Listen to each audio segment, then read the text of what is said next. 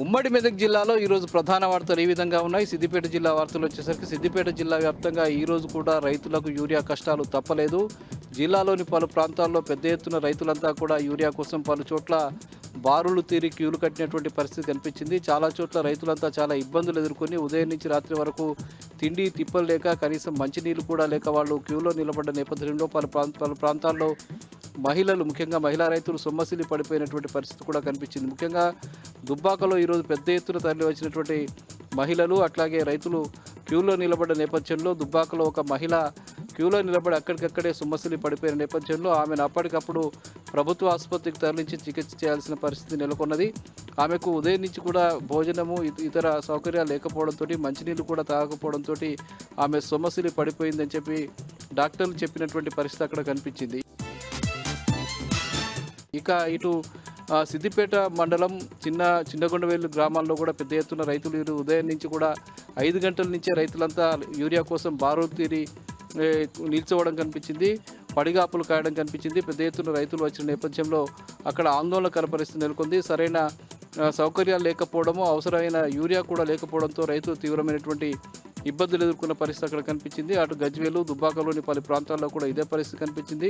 సిద్దిపేట నియోజకవర్గంలోని పలు ప్రాంతాల్లో కూడా ఇట్లాగే యూరియా కోసం రైతులంతా బారులు తీరినటువంటి పరిస్థితి కనిపించింది.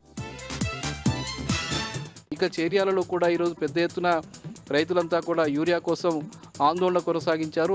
యూరియా అందుబాటులో లేకపోవడంతో తోటి రైతులంతా వచ్చి చేర్యాల బస్టాండ్ వద్ద బైఠాయించి ఆందోళన నిర్వహించారు, రాస్తారోకో నిర్వహించారు. ఈ నేపథ్యంలో పోలీసులు వాళ్ళ దగ్గరికి వెళ్ళి వాళ్ళను రాస్తారోకో విరమించడానికి చేసిన ప్రయత్నాలు కొంతసేపు ఉద్రిక్తతకు దారితీసింది. ముఖ్యంగా పోలీసుల వైఖరికి వ్యతిరేకంగా కూడా రైతులంతా కూడా ఆందోళన వ్యక్తం చేశారు. యూరియా ఇప్పించండి, మేము లేవడానికి సిద్ధంగా ఉన్నాము, మా ఆందోళన చేయాల్సిన అవసరం మాకు లేదు, యూరియా ఎందుకు ఇవ్వడం లేదో చెప్పాలని చెప్పి వాళ్ళు పోలీసులను నిలదీసిన పరిస్థితి. అటు వ్యవసాయ అధికారుల తీరును కూడా రైతులు తీవ్రస్థాయిలో దుయ్యబట్టిన పరిస్థితి అక్కడ కనిపించింది. ఇక యూరియా కొరత తీవ్రత అద్దం పట్టే ఘటన ఒకటి హుస్నాబాద్ ప్రాంతంలో జరిగింది. హుస్నాబాద్ మండలంలోని మిర్జాపల్లి గ్రామానికి సంబంధించిన ఒక రైతు యూరియా సరైన సమయంలో అందకపోవడంతో తన మొక్కజొన్న పంటంతా కూడా పూర్తిగా ఎర్రబడిపోయిన నేపథ్యంలో ఆయన ఆ పంటను పశువులకు వదిలేసిన పరిస్థితి అక్కడ కనిపించింది. ఇక చేసేది లేక యూరియా అందక తాము పంట పొలాన్ని తాను పశువులకు దానా కోసం విడిచిపెట్టాల్సి వచ్చిందని చెప్పి రైతు ఆవేదన వ్యక్తం చేసిన పరిస్థితి మిర్జాపల్లి గ్రామంలో కనిపించింది. ముఖ్యంగా రైతుల ఆవేదన ఎంత తీవ్రంగా ఉందో ఈ ఘటనను బట్టి మనం చెప్పుకోవచ్చు. ఇక గ్రూప్ 1 పరీక్షల్లో జరిగినటువంటి అవకతవకలపై సిబిఐ విచారణ జరిపించాలని, అట్లాగే తక్షణమే జాబ్ క్యాలెండర్ విడుదల చేయాలనే ప్రధాన డిమాండ్ మేరకు సిద్దిపేటలో ఈరోజు నిరుద్యోగులు పెద్ద ఎత్తున నిరసన వ్యక్తం చేశారు. జిల్లా గ్రంథాలయం ఎదుట ఆందోళన చేశారు. వాళ్ళంతా కూడా ప్లకార్డులు పట్టుకొని ప్రభుత్వానికి వ్యతిరేకంగా నినాదాలు చేశారు. తామంతా కష్టపడి చదువుతున్నా కూడా ప్రభుత్వం అవకతవకలకు పాల్పడడం, ఉద్యోగాలు అమ్ముకోవడానికి ప్రయత్నం చేయడం అనేది దారుణమైన విషయమని, తక్షణమే ఆ పరీక్షను రద్దు చేసి తిరిగి గ్రూప్ 1 పరీక్ష నిర్వహించాలని చెప్పి వాళ్ళు డిమాండ్ చేశారు. రేవంత్ రెడ్డి ప్రభుత్వం పూర్తిగా అవినీతిమయంలో కూరుకుపోయిందని, ఉద్యోగాలు కూడా అమ్ముకునే ఒక దుస్థితి వాళ్ళు నెలకొని ఉన్నదని చెప్పి ఈ సందర్భంగా నిరుద్యోగులు ఆరోపించడం జరిగింది. తక్షణమే దీనిపై సిబిఐ విచారణ జరిపించాలని వాళ్ళు డిమాండ్ చేశారు. జాబ్ క్యాలెండర్లు విడుదల చేసి తక్షణమే నోటిఫికేషన్లు విడుదల చేయాలని చెప్పి వాళ్ళు డిమాండ్ చేశారు. ఇక మెదక్ జిల్లా వార్తలు వచ్చేసరికి మెదక్ జిల్లాలో మరొకసారి వానలు దంచికొట్టాయి. మెదక్ పట్టణంలో మరోసారి భారీ వర్షం నమోదైంది. అకస్మాత్తుగా ఉదయం 10 గంటలకు ప్రారంభమైనటువంటి వర్షం 12 గంటల వరకు ఎడతెరిపి లేకుండా పడ్డ నేపథ్యంలో ఒక్కసారిగా జనజీవనం అస్తవ్యస్తమైపోయింది. మెదక్ పట్టణంలోని పలు కాలనీలు జలదిగ్బంధంలో మునిగిపోయినటువంటి పరిస్థితి నెలకొంది. ఒక 2 గంటల్లోనే సుమారు 13 సెంటీమీటర్ల వర్షపాతం మెదక్ పట్టణంలో నమోదు కావడంతో ప్రజలంతా ఒక్కసారిగా ఉక్కిరిబిక్కిరైనటువంటి పరిస్థితి అక్కడ కనిపించింది. మెదక్ మండల పరిధిలోని రాజీపల్లి గ్రామంలో ఒకేసారి 9 సెంటీమీటర్ల వర్షపాతం నమోదైంది. పాతూరు ప్రాంతంలో కూడా 9 నుంచి 10 సెంటీమీటర్ల వర్షపాతం కూడా నమోదైంది. ఇంకా పలు గ్రామాల్లో కూడా ఇదే స్థాయిలో వర్షపాతం నమోదు కావడంతో ఒక్కసారిగా మళ్ళీ ప్రజలంతా కూడా భయకంపితులైనటువంటి పరిస్థితి కనిపించింది. రోడ్లన్నీ జలమయమైపోవడం, ప్రజలు ఒక్కసారిగా దుకాణాలు మూసుకుని ఇళ్లలోనే మునిగిపోయినటువంటి పరిస్థితి అక్కడ కనిపించింది. మధ్యాహ్నం కల్లా కొంత వర్షం తగ్గిపోవడంతో ప్రజలు ఒక్కసారిగా ఊపిరి పీల్చుకున్నారు. అయితే పలు కాలనీలన్నీ కూడా జలదిగ్బంధంతో మునిగిపోవడంతో మున్సిపల్ అధికారులు జేసీబీ ద్వారా మోరీలను క్లీన్ చేసే పని నేపథ్యంలో నీళ్ళన్నీ కూడా పంపించే ప్రయత్నం చేశారు. కానీ చాలా కాలనీల్లో ఇంకా వరద నీరు మునిగిపోయినటువంటి పరిస్థితి నెలకొంది.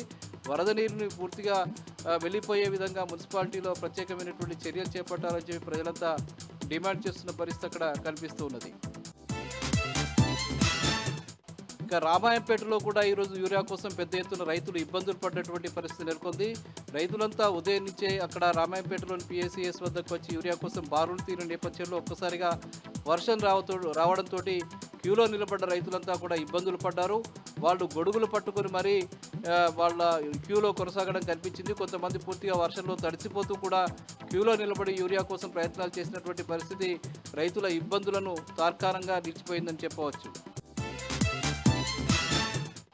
ఇక న్యాల్కల్ మండలం చాల్కి గ్రామంలో పత్తి పంటలో అంతర్ పంటగా గంజాయి సాగు చేస్తున్న ఒక రైతుని ఎక్సైజ్ అధికారులు కనుగొని అతన్ని అరెస్ట్ చేసి తీసుకువెళ్ళడం జరిగింది. ఆ గంజాయి సాగును పూర్తిగా ధ్వంసం చేయడం కూడా జరిగింది. గత కొంతకాలంగా అతను అంతర్ పంటగా గంజాయి సాగు చేస్తున్నట్టు సమాచారం అందిన మేరకు ఎక్సైజ్ పోలీసులు అక్కడికి వెళ్ళి తనిఖీలు చేసిన నేపథ్యంలో గంజాయి మొక్కలు బయటపడ్డాయి. ఈ నేపథ్యంలో రైతును అదుపులోకి తీసుకుని ప్రశ్నిస్తున్నారు.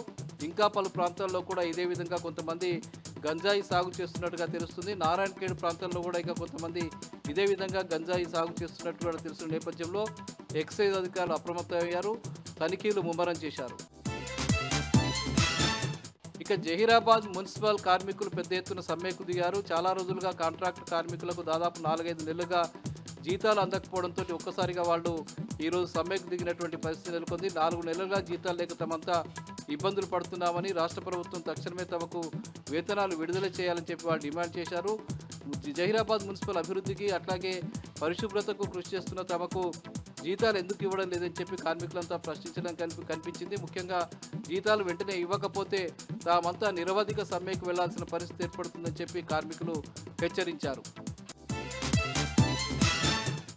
ఇక జహీరా ప్రాంతం నుంచి కర్ణాటకకు, మహారాష్ట్రకు అక్రమంగా తరలిస్తున్నటువంటి 310 క్వింటాల అక్రమ రేషన్ బియ్యాన్ని పోలీసులు అట్లాగే చిరాగ్పల్లి పోలీస్ అధికారులు, చెక్పోస్ట్ అధికారులు స్వాధీనం చేసుకున్న పరిస్థితి కనిపిస్తుంది. ముఖ్యంగా జహీరాబాదు, సంగారెడ్డి తదితర ప్రాంతాలకు సంబంధించిన కుటుంబాల నుంచి సేకరించినటువంటి ఈ రేషన్ బియ్యాన్ని ఇతర రాష్ట్రాలకు తరలించడం కోసం కొంతమంది దళాలు ప్రయత్నం చేస్తున్నట్టుగా తెలుస్తుంది. అందులో భాగంగానే ఒక లారీలో సుమారు 350 క్వింటాల రేషన్ బియ్యాన్ని తరలిస్తున్న నేపథ్యంలో అక్కడ పోలీసులు పట్టుకుని తనిఖీలు చేశారు. వాటిని స్వాధీనం చేసుకుని తరలిస్తున్న వ్యక్తుల్ని కూడా అరెస్ట్ చేయడం జరిగింది. దీని వెనక ఎవరున్నారనే విషయాల మీద కూడా పోలీసులు అట్లాగే చిరాగ్పల్లికి సంబంధించిన చెక్పోస్ట్ అధికారులు విచారణ చేస్తూ ఉన్నారు.